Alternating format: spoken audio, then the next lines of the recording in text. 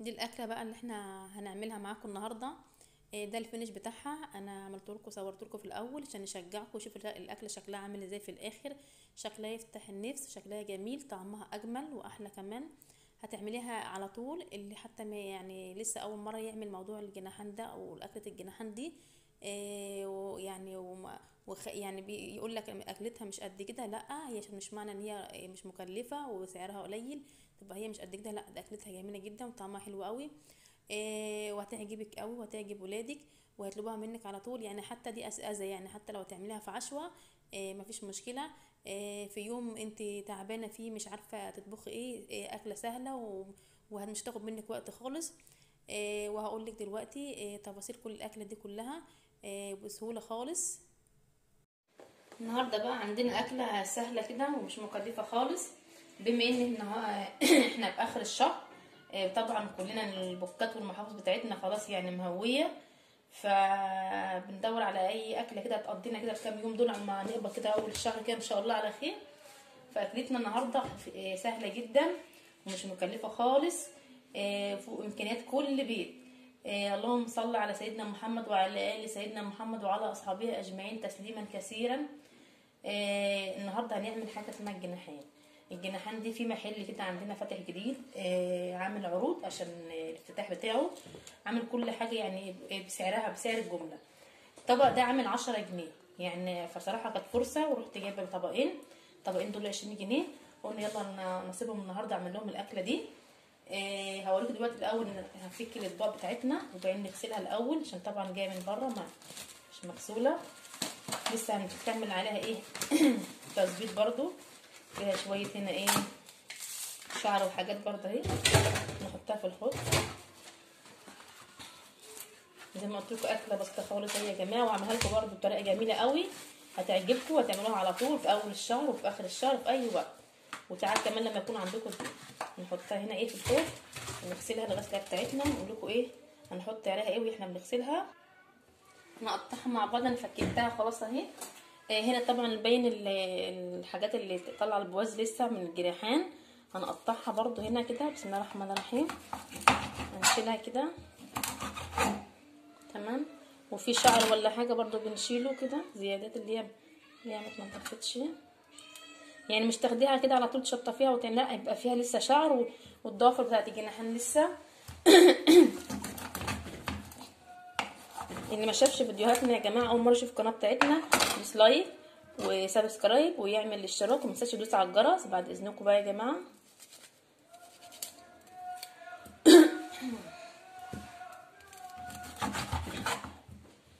انا هشيل زي ما احنا قلنا كده يا جماعه الجناحان خلاص اهي كده.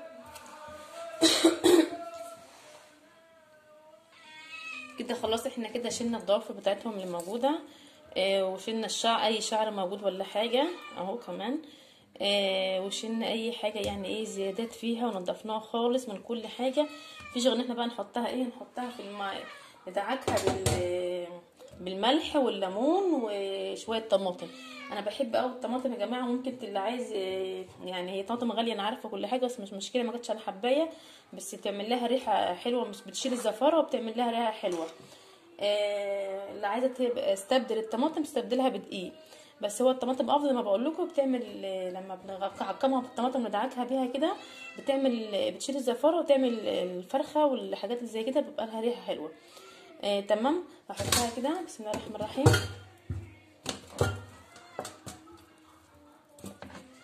كملت وقعت ليه تمام كده توفر كده.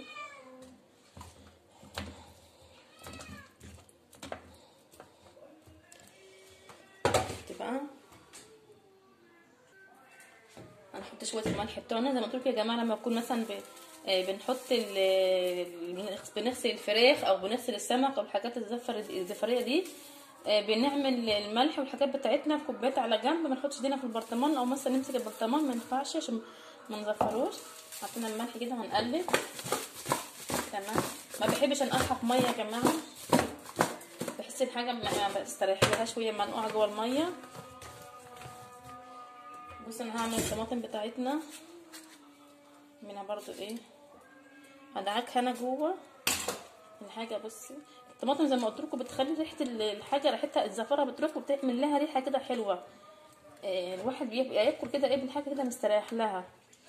واللي عايز دي حاجه راجع له براحته يعني، دي حاجه حريه شخصيه. احنا هندعك كده جامد.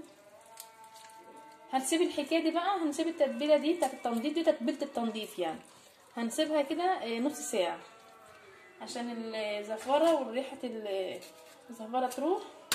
الطماطم اهي نعصر الليمون بتاعنا، نعصره بايدينا عشان نشيله ما فيه. لسه داخل على الفيديو دلوقتي يا جماعه، دوس لنا لايك كده حلو جميل زيه كده حبايب قلبي، متحرمش منكم. واشتراك حلو منكم كده، ومتنسوش تدوسوا على الجرس يا جماعه عشان تشوفوا كل جديد ان شاء الله باذن الله. الليمون برضو بيخلي طعمها جميل قوي يا جماعه، يعني بيأثر معاها حتى وهي بعد ما انت بتاكليها بتلاقي نكهه الليمون موجوده جوه اللحم، دخلت في اللحمه خلاص حتى بعد ما طبختيها. مش معنى ان انت تتبيله التنظيف خلاص مجرد ما شطفتيها هتروح التتبيله دي منها، لا، احنا هنسيبها فيها نص ساعه كده على الاقل. وبعدها ايه التتبيله دي كلها، الملح مع الليمون مع الطماطم الحاجات دي كلها هتخش في الجلد وتعمل فيه نكهه حلوه كده. بس اعملوا زي ما بقول لكم كده يا جماعه وان شاء الله تطلع احلى اكله باذن الله. كده شويه كمان، احنا هنحط ليمونتين على طماطميه على شويه على 2 3 ملح كده، تمام. نغطيها ونسيبها كده على جنب، مش عايزه احط عليها ميه ولا حاجه، هي كده كده ايه انا مغرقاها الملح والليمون الحاجات دي كلها ان شاء الله هنسيب الزفاره فيها من غير ميه. الميه بعتبر الميه دي ان هي يعني بتبوش اللحمه قوي، وبتخليها تتهري كده معاكي في الاكل، فلا هي كده كده زيها يعني هتنضف اكنك حاطه فيها ميه برضه. دلوقتي هنروح نعمل ايه، هنقول لكم على التتبيله بتاعتنا بقى اللي هنعملها بيها. دول بصلتين متوسطين وقرنين فلفل. اللي مش عايز فلفل، هم القرنين دول على فكره حامين، اللي مش عايز فلفل حامي يحط فلفل بارد، اللي مش عايز فلفل خالص بس لازم فلفل يا جماعه، لان الوصفه دي والطريقه بتاعتنا النهارده الفلفل ده بيديها طعم جميل جدا، وبيفرق معاها قوي قوي في الطعم، فلازم فلفل. عايزاه بقى حامي عايزاه بارد حاجه راجعالي، دي اللي تفرق معاكي. لكن بالنسبه للفلفل فلازم فلفل وبصلتين. والطاوله بتاعتنا اللي هي العاديه هقول لكم عليها واحنا بنيجي نعملها برده. دي بقى يا جماعه طريقه في عمال الرز، تبقوا عارفين انا بغسل الرز وصفيه كويس قوي، بغسله كويس قوي الاول، وبعدين اصفيه كويس قوي، وبعدين احطه في الحله اللي هعمل فيها اللي هطبخ فيها، واقوم حاطه المدار بتاعي عليه كده. ما بدحش زيت ده ما الناس احنا متعودين كده ندح الزيت وبعدين تحط الملح وبعدين ترش الميه والكلام ده كله، ده كله طريقه مش صحيه خالص ومش حلوه. اللهم صل على سيدنا محمد. دي الصحيه يا جماعه، دي انا يعني سمعتها من دكتور في التلفزيون برضو، قال لك ان الرز اللي انت بتنقعيه ان انت بتقدحي الزيت وبعدها تغسليه ما ينفعش. سوري يا جماعه، قصدي ان الزيت اللي انت بتقدحيه وبعدين تكب عليه الميه دي ده اكبر غلط مش صحي خالص. فدي الطريقه الصحيه انك تغسلي الرز وبعدين تصفيه وتحطي القدر اللي انت عايزاه كده، هو مغلي انا غاليه الميه، يعني الافضل انك تحطي الميه المغليه. لو مش تحطي ميه مغليه ممكن لو هو هتعملي نص كيلو رز ماشي ممكن تحطي الميه العاديه، لكن لو تعملي بعد نص كيلو رز كيلو رز او 2 كيلو رز لا تبقى ميه مغليه، عشان لو انت مش غاليه الميه الرز كده ممكن يبوش جوه الميه اللي هي مش مغليه فيبوظ الدنيا. الافضل ليكي انك تحطي الميه المغليه يبقى كده جاهز، وما يتهرش منك. احنا كده نحط ايه شويه زيت برضه، حاجه يعني بتحب زيت كتير وحاجه ايه بتحب زيت قليل، حاجه ايه برضه ايه. نحط معلقه الملح بتاعتنا كده ونشوف ايه الحدق بتاعها كده. كده بالنسبه لي انا كده ايه ده الميه حلوه قوي. انا عندي بقى لحد ما الميه تقل خالص تبقى فاضل يا دوبك كوبايه صغيره او يعني كبشه صغيره كده وبين اوطي. مفيش اسهل من كده طريقه في الرز يا جماعه، هي من هنا ورايح تعملوها ان شاء الله باذن الله. ماشي نغطي كده لما تغلي ان شاء الله كده ومبقاش غير حبه صغيرين خالص الميه نبقى نوطي. الرز بتاعنا كده غلي يا جماعه اهو، ما عادش غير بصي كبشه ميه بس هي دوب، عشان بس اوريكم المرحله بتاعته من اولها لاخرها عشان لو حبيتوا تعملوها ولا حاجه ما يبص منكم، يعني ما فيش غير كبشه ميه واحده بس. واقلب بقى كده تمام ووطي عليه، بس مش ووطي عليه بصي يعني طبعا ما عادش ميه خلاص اهو. لما قلبت الرز كده كله كبشه الميه راحت خلاص، يعني ما تسيبيش ميه كتير يدوبك ما فيش غير كبشه صغيره واحده بس كده او نص كبشه كمان، وتقومي مغطيه عليه كده تسويه كده وتوطي عليه خلاص كده تسيبيه بقى مع نفسه 10 دقايق ربع ساعه استوى. دي الوصفه بتاعتنا بتاعت الرز يا جماعه، سهله جدا وصحيه جدا، غير الوصفات اللي احنا متعودين عليها، ان احنا زي ما قلنا ده الزيت دي ملهاش لازمه خالص. نعمل الوصفه دي ان شاء الله بعد كده. دلوقتي حطينا الزيت بتاعنا في الطاسه، دحناه شويه، ما دحناش قوي يعني، نص يعني دفينا بس. هنحط بسم الله الرحمن الرحيم، هنحط البصل، احنا بشرناها، بصلتين احنا كنا قايلين عليهم بشرناهم. بسم الله الرحمن الرحيم. نولع البوتاجاز بس عشان احنا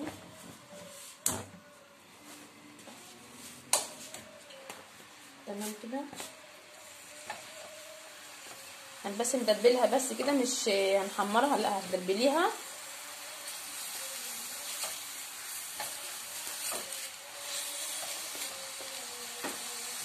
ما كتريش بس زيت، لان طبعا الجوانح ديت كلها دهون، فالدهون دي كلها هتنزل تعمل لك سمنه كتير كده في الطاسه، فملهاش لازمه ان انت تكتري زيت. هنسيبها تدبل شويه وما نعليش عليه، عشان لما قلت لكم ريحه البصل ميه البصل تبقى باينه في الزيت، ما نحرقهاش. نوطي بقى كده شويه.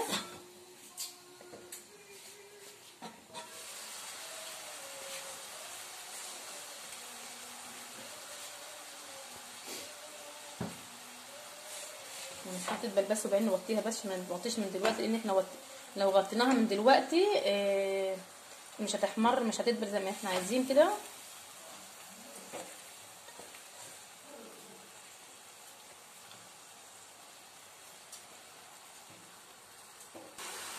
خلاص هي دبلت شويه كده، مش عايزه اصفرها انا خالص، عشان احط الفلفل برده وادبله معاها شويه.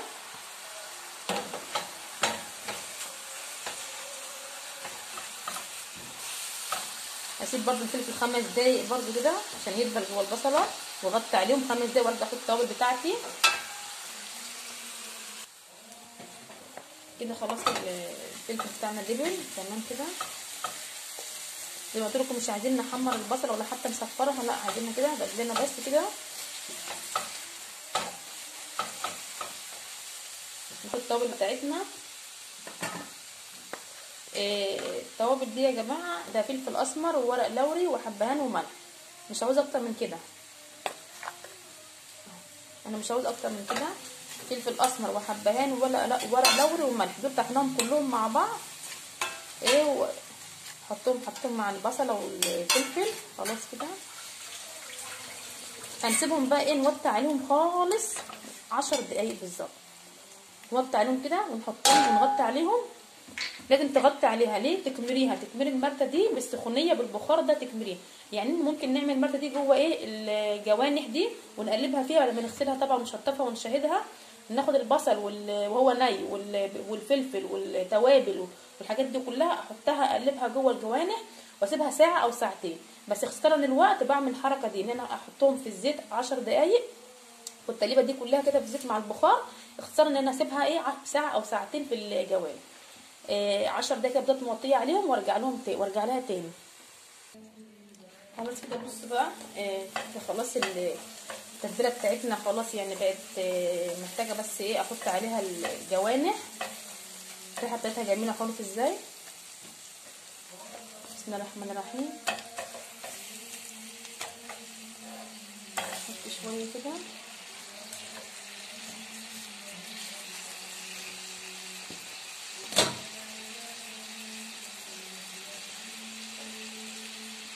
هنقلب بقى كل ما نحط حبه كده نقلب. انا موطيه لسه ما عليتش برده، مش عالي خالص، عشان برده الجوانح دي تاخد التتبيله، تشرب التتبيله خالص. تاني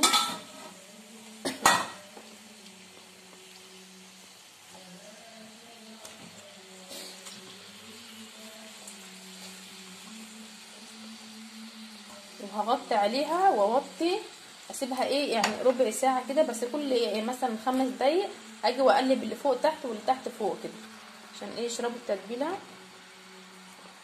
برضو اقلب كده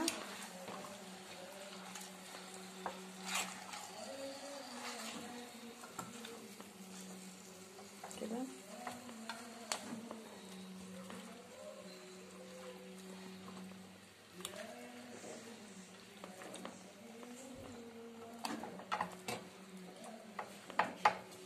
هحط بقى شويه برضو فلفل اسمر وبهارات على الوش برضو، عشان اللي على الوش دول مش هيبقوا واخدين التتبيله قوي عشان تشربها. دوقوها يا جماعه ازاي تعملوا الوصفه دي وتدوقوها، طعمها حلو خالص ان شاء الله. اطلع البصل، عايزه اطلع قدر الامكان بصل فوق. الكاميرا هتقع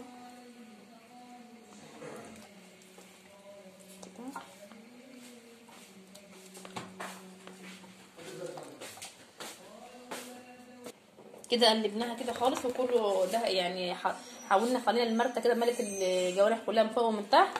هنحط برضو ايه شويه ايه فلفل اسمر اللي انا طحناه بالورق اللوري والحبهان على الوش برضو كده. تمام. واغطي بقى زي ما قلت لكم يا جماعه، احنا هنوطي مش هنعلي، هنسيبها مثلا ربع ساعه كده بس. كل ربع ساعه كل 5 دقايق اروح ابص اقلب عليها، اقلبها من فوق لتحت ولتحت فوق.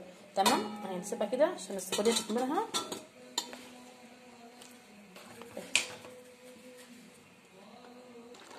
كده. الجوانح بتاعتنا تبقى لها 10 دقايق على البوتاجاز. فبصي احنا هنقلب. طلعت نزلت ميه ازاي يا جماعه. الميه دي برده ما تعتمديش على ان هي يعني تخلص خالص، لا مش شرط، لان انت لو استنيت انها تخلص كلها وتنشف كلها ممكن تكون تتهري الجوانح بتاعتنا. لا احنا اهم حاجه الجوانح بتاعتنا لما نلاقيها استوت تبقى خلاص كفايه. هي صفت الميه بتاعتنا دي، ولو حابين تاكلوها بالشكل ده مفيش مشكله، بس انا بقوم واخداها وحطها ايه على الشوايه عشان انشفها بقى شويه. انا برضه قلت لكم انا ايه موطيه مش معليه. بتقلبي لما هنبص بقى على دلوقتي هنشوف لقيناها استوت لسه ما استوتش اهي. بتعملي بالمعلقه كده، لا لسه هي الجلده بس لحد الميه ما ايه يعني 3/4 ينشف. ممكن يبقى لها حبه شويه ميه صغيره مش مشكله، ياخدها بالحاله دي ناخدها. اللي حابب ياخدها بالحاله دي ياكلها عادي، اللي مش حابب يحمرها يحطها كده بشويه في صينيه على الشوايه وينشفها. هوريها لكم برده كمان شويه لما نخلصها خالص كده. خلاص يا جماعه الجوانح بتاعتنا استوت. والميه خلاص ما عادش بحاجه وسط خالص. زي ما قلت لكم ما تستنوش لحد الميه ما تنشف خالص، لان ممكن الميه السواء لما تنشف فالجوانح تبقى تتهري ما لهاش لازمه. هي كده اكتفت خلاص الحمد لله استوت. احنا ممكن ناكلها بالشكل ده كده، او ممكن تاخديها زي ما هي كده بالطاسه وتحطيها تحمري وشها بس على الشوايه. وممكن برضو تصفيها خالص من الطاسه وتحطيها في اي سيرفيس تاني وتحطيها في الشوايه تنشفيها براحتك. راجعلك حاجه سواء كده او كده براحتك. احنا عملنا الرز بتاعنا هنعمل سلطه الطحينه بتاعتنا برضو. اللي حابب ياكلها بعيش ياكلها برز براحته. هرجع برضو اوريها لكم لما انا عملتها في الشوايه يبقى شكلها ايه كده. احنا طلعنا الجوانح بتاعتنا من الطاسه وحطيناها في سيرفيس كده، بس مش سيرفيس طبعا ده بلاستيك. حطيناها في حاجه ستانلس او حاجه المونيا وشوناها على الشوايه. بس شكلها عامل ازاي عشان ننشفها، لان انا عندي عيله ما بيحبوهاش طريه. في اللي بيحب كده وفي اللي كده، بس انا حبيتها كده افضل. كده نشفناها خالص عامله زي ما تكون مشويه. هنعمل معاها سلطه طحينه. هوريكم دلوقتي شويه يعني معلقتين كبار من الطحينه. احط فيها شويه ملح صغيرين، هات ملح صغيرين، واحط حبه خل برضو معلقه خل كده او شويه خل صغيرين خالص يعني بمقدار معلقه كبيره. واحط اعصر ليمونه، اعصر نص ليمونه كده. وبحب انا احط بقى على الطحينه الميه المغليه، ما بحبش احط الميه اللي من الحنفيه. في ناس بتعملها بميه من الحنفيه لكن افضل الميه المغليه. يا ساتر غليها وسبتها تبرد شويه واقلب كده.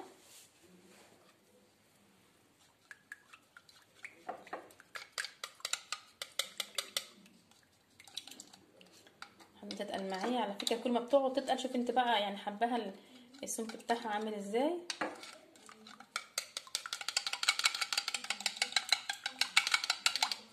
تقلبي جامد جامد عشان تتقل معاكي.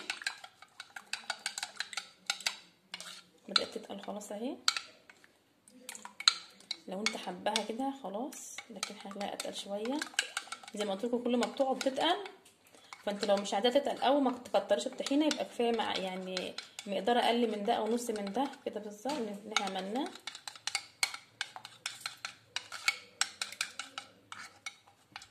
كده تمام قوي كده.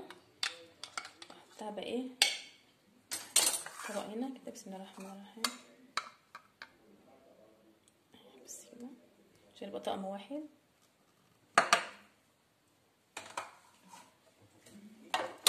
وده الرز اللي احنا عملناه اهو يا جماعه. حطيته في البوله دي عشان خاطر اقلبه واحطه هنا. بصوا هعمل كده، بسم الله الرحمن الرحيم. اهو نازل عليه كده. بصوا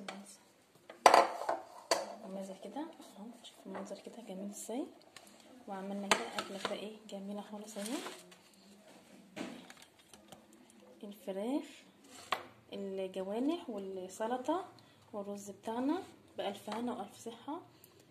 حابين تعملوا مع الحاجه ديت مع الوجبه دي شويه سلطه مفيش مشكله. حبيت مخلل اي حاجه، بس هي كده وجبه جميله قوي صراحه بألف هنا. كده معلقه بتاعتنا كده كامله. اشوفكم ان شاء الله باذن الله في فيديو جديد.